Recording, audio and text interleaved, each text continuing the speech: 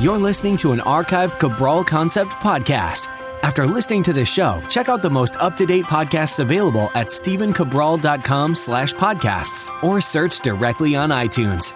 And now, welcome to the Cabral Concept, where board-certified naturopath and integrative health practitioner Dr. Stephen Cabral shares how he was diagnosed at the age of 17 with a life-altering illness and given no hope for recovery. It was only after studying and traveling all over the world did he discover how to combine ancient Ayurvedic healing practices with state-of-the-art naturopathic and functional medicine to fully rebalance the body and re-energize it with life. It's time to discover how to get well, lose weight, and finally feel alive again. And now, here's your host, Dr. Stephen Cabral. Hi, everyone, and welcome back to the Cabral Concept. Thanks so much for joining me here today on this Wellness and Weight Loss Wednesday, where we are going to be talking about how sleep affects your overall cardiovascular condition. If you're worried about blood pressure, if you're worried about high cholesterol, heart attacks, short-term memory loss, or weight gain, this podcast is going to be important for you, because what they've found, and that means research, clinical research, peer-reviewed research, is showing that a breakdown in your sleep cycle is affecting everything from your inability to lose body fat to cardiovascular risk. And that's what I want to chat about today. But besides the overall issues surrounding with those two big health issues, and those are enormous, don't get me wrong, because cardiovascular issues can lead to type 2 diabetes, along with weight gain, of course. It can lead to certain types of cancer. It can lead to gallstone-based issues, and we've spoken about those things. So we want to make sure that we're at a good, healthy, lean weight. But the other issue surrounding sleep is that it can affect many other areas of your life and symptoms before it causes one of those big health issues such as cardiovascular. And I want to talk about those just to start so that you don't have to think, well, I don't have high cholesterol, I don't have high triglycerides, I don't have type 2 diabetes or anything like that. This isn't for me. Well, it is. And believe it or not, it's even for our children if your children are suffering from ADD or ADHD-based symptoms. And here's why. A lack of sleep or grogginess can manifest itself as ADD and ADHD in children. So I just want to review some of those symptoms with you right now, give you the research, and then tell you a little bit about what you can do about it. So right now, one of the biggest things that I can say sleep does affect people with is their mood, right? If you get less sleep, you know that you're going to most likely be a little bit more irritable. You're going to feel a little bit more overwhelmed. Therefore, you will be more stressed because you just simply can't handle all of what life throws at you every single day if you don't have enough sleep. We'll talk about how much sleep in just a second. But if you are not getting enough sleep, you're going to be more stressed. You're going to be most likely more anxious. And again, the research backs all of this up. And if it goes on for a prolonged period of time, it can lead to real physical limitations. Muscle weakness, the body becomes more stressed, hormones start to go lower, testosterone starts to drop, progesterone starts to drop, estrogen dominance happens in women. We can start to get higher levels of stress hormone to just push you through the day, especially if you're using caffeine, specifically coffee, or any type of, energy boosting drink to blast you through the day. Because when that happens, you can better believe you're going to get what's called HPA axis dysfunction. So we get hormones, namely cortisol, adrenaline, aldosterone being ramped up. And then on the other side of the picture, we get our DHEA, our progesterone, our testosterone plummeting. Why does that happen? Your body is in fight or flight. Your body's in that sympathetic nervous system. It ramps up your nervous system when you take in caffeine or some type of stimulant. Now, when that happens, your body's pushed into a certain survival-based mode, which is good when you need it, right? It's good when you need it. Good when your life's in danger or you're under a specific type of stress. The problem is that stress has to start to dissipate. It can't last for hours or the whole day or weeks at a time. And if you can't get into deep, restful sleep, you're going to be stuck there. When you stuck there, you start to get into the signs and symptoms of chronic disease, and part of that is the lowering of hormones. Now, remember, there is a reason why, right? Now, poor sleep could also be a symptom, and I want to chat about that in just a second. But keep in mind, chronic sleep deprivation, which means less than 7 hours. And I did talk about how much sleep you need. Let me see if I can find that podcast just for you quickly. I'll make sure that I link it up by the end of the show. It is important. I mean, each of these podcasts on the Cabral concept, they stand alone, but I do hope that they start to build upon each other. And so when I start to talk about sleep-based studies and how much sleep you need, I want you to know that on each podcast, we can't cover everything, but we can cover about 20, 25 minutes worth of material. And then we'll add more to it in the future so that you learn and I learn and we all grow together, right? And we can share that information with others.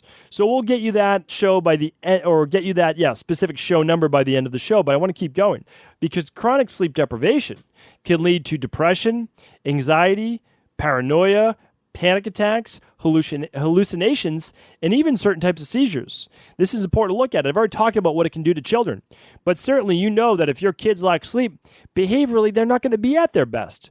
I know that with my 2 daughters. I say, hey, listen, this isn't them. This is them on 8 hours of sleep because kids aren't meant to get 8 hours of sleep. They're meant to get 10 plus hours of sleep. That's super important, right? Kids are not adults. Their bodies and their brains are still growing. They're still developing. That includes the nervous system, right? When I say body, I really mean that nervous system as well. And the brain attaches to the nervous system. Really, really important. So important for kids, just as important for kids as well. Just a couple more things that I want to make you aware of. If you don't get enough sleep, your immune system is going to suffer. You're going to be more likely to get those coughs and colds and become run down. And then, of course, anyone in the field of, we have a huge field right now of driving, right? We've got the major commercial drivers with tractor trailers, but we also have, 1 million plus people as Uber drivers or drivers, and we need to make sure that you are getting enough sleep as well. Because how many people, I talk to my Uber drivers all the time, and they'll be working overnight, and they'll work through the night, and then they'll work the early morning shift, and then they'll go back and they'll sleep a little bit before doing it again because they know that there's a lot of people during those hours. Well, the problem is that motor function begins to dissipate with less sleep. And again, when I say less sleep, I mean less than 7 hours of sleep per night. Believe it or not, that's all it takes, less than 7 hours. Now, chronic sleep deprivation is 5 hours of sleep 4 to 5 nights per week. Okay, and the show that I went in depth on this was just 2 weeks ago. It was episode 1320. Find out that show. Check out that show. It's the truth behind how much sleep you need per night. I went in depth on that. What I want to do right now, though, is switch gears, okay? I don't want to talk just about how much sleep you need per night. I want to make sure that you understand that, when you're keep getting into this over and over with people, not in a bad way, but it's like one of those myths. It's the myth that, women are going to get big and put on too much muscle when they lift weights. Myself and other people in the fitness field have been fighting against this myth, for many, many years, long before I was ever in the field. People were battling against this, but it's the whole thing of genetics as causing dis-ease in the body. Trust me. I just had this conversation with my mom over the weekend, and I've said it 100 times, and family is very difficult in general to work with, but you have to understand, at some point, you need to believe that your genetics are not your destiny. And I tried to explain this, and I try to explain it to everyone. You most likely did not have high cholesterol at 10 years old. If you ran your blood work and you look back from when you were 10 years old or 15 years old or 16 years old, most likely you didn't have high cholesterol. It's just the way that it is. What happened was, over the years, your rain barrel has begun to fill up. What does that mean? Well, it means a lack of good nutrition, a lack of good exercise, or an abundance of stress, an abundance of toxins, a lack of sleep or good quality rest, poor vitamins and minerals in your body. That's the supplement part of it. Emotional-based stress of anxiety and overwhelm, which can affect the sleep. And again, a poor outlook on the mindset. And that's the de-stress protocol. So when a doctor tells you, and again, I want you to know that I have no problem. Like, I feel like sometimes I'm a little too hard on MDs because I'm not. Like, that's the thing, is that many of my best friends, colleagues are MDs. When I talk with them, there's no ill feelings or anything like that. They have 99% of the people who come to see them, 99.5. They ask them for the pill, whatever the pill is for their ill. They don't want to change their nutrition. They don't want to change their exercise. They don't want to change their smoking. They don't want to change any of their habits. What's the MD going to do, especially in the 15 minutes that they're given by health insurance in their hospital to run that appointment? Nothing. There's nothing they can do. We can teach someone about all their nutrition in 7 minutes? Impossible. There's nothing they can do about that. Now, they could push them towards something like our IHP program, or reading The Rain Barrel Effect, or reading one of the other 100 great books that are there that can give them the information. It does not have to be mine, but let's move them in that right direction. That's what this is all about. Or a free podcast like this one. There are other free podcasts as well that you can listen on a daily basis, because you're not going to believe the very first day you hear something. You're not, because it's so different from what you've been ingrained over the years. I mean, I was ingrained for 17 years. I didn't believe. I wasn't willing to see anybody different. I wasn't willing to do anything different. And then all of a sudden I'm like, well, what I'm doing right here isn't working. Maybe I should try something else. That was my first thought. I didn't believe that anything else would work, but I said, this isn't working. I have to try something else. If not, I'm going to die at a very young age, and I'm going to suffer until that point. And I didn't want that. So then because again, I just believed it was my genetics too. Listen, my parents have all these diseases. My grandparents had all these diseases. I just have to have them too. Well, I was taught, I didn't make this up. I was taught that my genetics matter only because it's what's encoded in my body. But what really matters is the environment that I put my genes into. That means the interstitial milieu that bathes every cell. And it's the entire environment. So it's my external environment outside of my body. Call that the exogenous-based environment. Then we have the endogenous environment, which is actually inside the body. So if we have a lot of stress hormones, that's bad. But if we have a lot of good omega-3s to balance the omega-6s, we have enough methylated B vitamins, the activated B vitamins, well, that's a good thing, right? Okay, we have not enough sunshine outside. Okay, well, what do? Well, we put in a little bit more of activated, the vital form of D3, right? To get our D3 levels up to a normal level. Not a mega dose, but a normal dose on a daily basis like we would get from the sun. No sun? Well, we have to do something. So that's what we do. So what I'm saying is that your genetics matter. They will always matter. But just like when I had Addison's disease and rheumatoid arthritis, fibromyalgia, migraines, debilitating allergies, all of these issues, that was in my genetics for sure. I got that because it was in my genes. But now, more than 20 years later, I don't have any of them. My body's no real different than yours. Instead of you getting rheumatoid arthritis or type 2 diabetes like me, or POTS or Addison's, you just get something different. You get MS, you get whatever it might be. I mean, at 17 years old, 18 years old, I had high cholesterol. I had high LDL. I had high cholesterol. Made no sense to my doctors. I mean, they just went, well, it's just genetic. Yes, it is genetic. Everyone in my family has high LDL and low HDL. At 17 years old, my HDL was a 29. That's crazy. 29 is terrible. For men, it should be a 59 or above for HDL. What's my HDL today? 64, right? 64 more than 20 years later. My cholesterol now below 200. Now, it's within a healthy range. I don't believe in super low cholesterol. That's not great either. But 160 to 200, your LDL below 110, you're doing well. Below 100, could be even better. It's not the whole picture. But you have to understand that's in my genetics. That matters. What did I have to do? I had to change my nutrition. I had to change my stress. I had to follow the de-stress protocol that I didn't even know existed back then. I was developing it. I was developing it by trial and error, learning from brilliant doctors, many of them MDs, and I was learning from my naturopaths and my holistic-based doctors. And I was trying to assimilate. I was trying to put it together.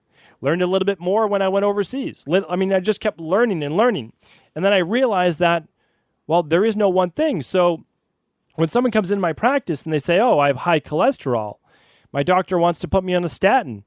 And I say, okay, how long have you had high cholesterol? They're like, well, 8 years, 9 years. And I say, okay, and we start to work backwards. And I look at their nutrition. I'm like, wow, it's really good. And they are moving their body. So then I say, well, what else could it be? Because, on those commercials, oh, when diet and exercise aren't enough. Well, here's the thing. For high cholesterol, diet and exercise usually are enough. Like, that's the truth. They really are enough. So here's the thing, though. Maybe not always. And again, from my position, I am not here to diagnose with you anything or tell you to cure your high cholesterol. What I'm telling you to do is this: rebalance your body at a homeostatic level to create something we call equilibrium so that the body couldn't possibly have high cholesterol. It's balanced. High cholesterol is a process of inflammation. And as I'm about to show you right now from sleep, it could be a process of not enough sleep. So let's go into that right now so that you understand, oh, you're working on your cholesterol, you're working on your diet, you're working on your exercise. Well, you have to do those. If you are not eating a plant-based diet, I cannot recommend it enough. Now, you could say, well, I'm following keto and my cholesterol came way down, or I'm following this and it came way down. Maybe, that's a possibility. There's no doubt about it. But I'll tell you this, way more research in a plant-based diet for balancing healthy cardiovascular levels, healthy cholesterol. So if someone asks me, yeah, there's always going to be outliers, I'm going to take the majority of the research that helps the majority of the people with the least downside. I don't want to do something that could have other potential downside, right? I'm not going to fix all these imbalanced cardiovascular issues that then could create other issues. No, I want to fix everything, right? I want to fix all of it. That's what we want to do. So what I'm looking at is this. Recently, I want to share this with you. It was this was recently published. Where was it? It was the Journal of Lipid Research. And it showed how getting 5 hours of sleep, just 5 hours of sleep, 4 days a week, that's all it took. 4 days a week of 5 hours of sleep. Okay? That's a lot of people out there right now. I just had a business lunch with someone last week, and they were telling me, oh, I'm only getting 5 hours to 6 hours of sleep a night, but I feel fine. I feel great. Here's the thing. You can feel great. And here's why. You have healthy levels of cortisol production. You have healthy levels of dopamine production, right? You're over-methylating. Yeah, you're going to be running on anxious energy. You're going to be running on cortisol. That's not natural energy. So it can't always go how I feel. I mean, again, there are people on all sorts of these fad diets, and they're like, I feel great. You can't go by how you feel. You can't. You have to feel great, yes, but if you are doing an outlier biohacking-based diet or program, you have to understand if it doesn't fit with the Ayurvedic and if it does not fit with balance within nature, you can assume 5-10 years from now, probably going to send something else out of equilibrium. And that's the thing. I don't want you to feel good today only to be burnt out, run down, and sick and diseased 5 years from now. Let's work on it all today. And we can do that. And honestly, it's not that challenging. It isn't. I live a regular everyday life. I have lots of family activities. I have lots of work, all of those things. But you have to keep the main thing the main thing. So I can't let those things, which I love, by the way, but I can't let them interfere with the things that I have to do to allow me to do these things for the next 40, 50 years. That's how I have to look at it, right? So here's what I want for you, because I have to do it myself. My genetics are not great. I'll be the first person to say that. I really will. Not the greatest genetics. I don't think that I was really striking it out of the park and batting 100. 100's not good. Batting 1,000 in any of these categories. I wasn't. It's not ideal. But that's the thing. I know my genetics. And I also know that, honestly, it doesn't matter too much. People are putting a lot of stake in their genetics. You need to know what they are. I'm not saying that. So you need to know what your genetics are. There's no doubt about that. But please understand that your genetics they're not the absolute. And that's what I need people to understand is they do not overarch, they do not wipe out everything that you do in your life. If you go on to heal your body and you live a life of a wellness-based practice, your genetics are not going to be your destiny. And that's a great thing, I think, for people to know. So here's the research I wanted to bring you, though. And this is by getting 5 hours of sleep 4 days a week. Here's what happens. And one of the interesting things is this. that a lot of people get very little sleep Monday through Friday, and they try to make up for it on the weekend. Interesting, because here's what we found is that, and I'll point to the study, that even with a 10-hour recovery night of sleep, it did not adequately repair and enable the body to deal with fatty lipids, to deal with triglyceride-rich lipoproteins in the blood. Let me break that down for you, because this is, remember, the number one killer out there is cardiovascular disease, okay? It's heart attacks, it's clogging of the arteries, inflammation of the arteries, anything to do with the heart, okay? So it's the number one thing out there. It is the number one reason why you're not going to live a long, healthy life. So this is important for us to talk about. And it starts, believe it or not, right now in children. We can look at many teenagers' arteries and actually see that they're starting to fill with plaque. I mean, it's terrible. Here's where it starts. Diet, exercise, let's look at sleep. I'm going to read it right to you. Okay, this is specifically what happened. It affected their postprandial lipemia, or the rise of triglyceride-rich lipoproteins that's been linked to the formation of clogging and dangerous fatty plaques in the arteries. What the researchers found wasn't good. The lipids weren't evaporating. They were being stored. And this is from a professor at Penn State, Dr. Buxton, and the authors of one of the studies. So I'm going to link that up. So what that means in normal speak is this. Your body's producing a larger amount of triglycerides, and it's producing those after a fatty meal. Okay, so a lot of people eating a fatty meal, but also producing them after a higher fructose-based meal, so higher processed carbohydrates. Okay, so again, anything that could spike blood sugar, anything that's affecting the liver, it could cause higher amounts of triglycerides. Well, here's what was happening. The triglycerides were actually being stored or massively uptaken to your fat cells. And they were not being removed from the blood as easily. They weren't being broken down, processed, and removed. That's a big problem. Because what happens is, over time, this is absolutely going to affect inflammation, but it's also showing that it's affecting overall insulin levels in the body. So one, you age faster. Number two, you start to gain more body fat. And number three, it's absolutely going to affect your potential chances down the road for diabetes, even though we're talking about just cardiovascular-based risks right now, but inflammation. And a lot of people think cholesterol is what builds up all the plaque in the arteries. Well, cholesterol is part of it. You have to understand, the more inflammation that you have in those arteries, the more little microscopic nicks that are created from the inflammation, the more cholesterol that's produced.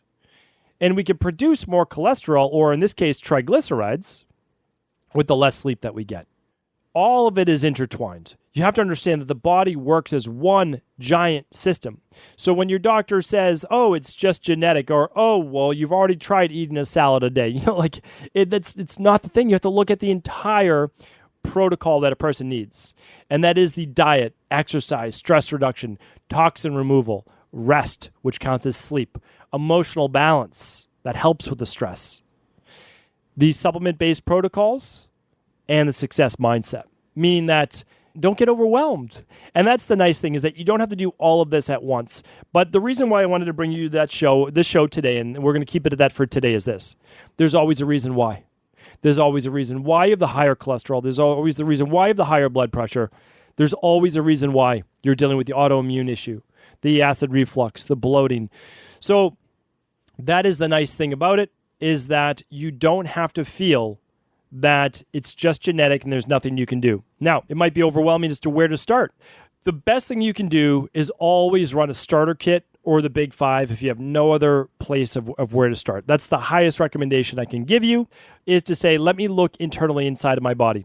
Let me look what's off in terms of vitamins, minerals, of digestive function, but I don't want to force that upon you.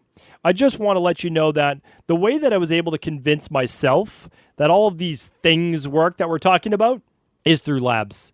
The data is what enabled me to say, oh, okay, even though it's not my medical doctor, this practitioner, this other doctor, showed me specific labs as well that are CLI certified. These are real labs. These are FDA-approved labs. And although they're not diagnosing disease, they're showing me a lot of the underlying root causes of why my body's imbalanced. Now, when my body becomes imbalanced, that's when genetics matter. Now I understand that's when I start to get the dis-ease of the body. But if I go back and I actually work on rebalancing these homeostatic systems, well, conceivably, I could reverse that process. And that's all that we're talking about, right? We're not trying to make this overly complicated. I don't want to be the person that I've really strived for the past, what is today's podcast? Let me give you that. Today is episode 1342.